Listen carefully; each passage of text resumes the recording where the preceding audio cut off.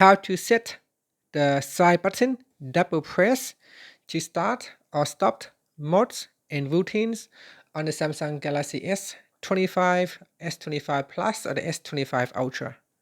First, tap on the home button to return back to the home screen.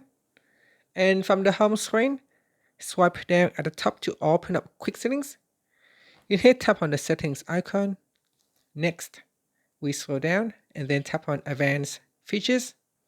Now in here, we then go down and tap on side button.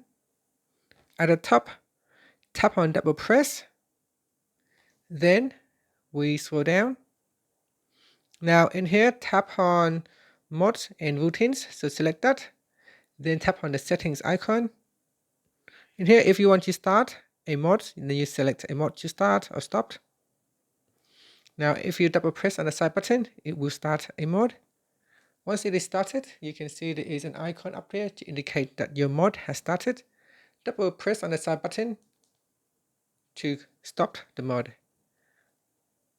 Now you can also set it to start or stop a routine. So here, I'll select answer with speakers routines. If I double press on the side button, this will turn my phone to dark mode, change my background wallpaper, and start to answer incoming calls on speaker.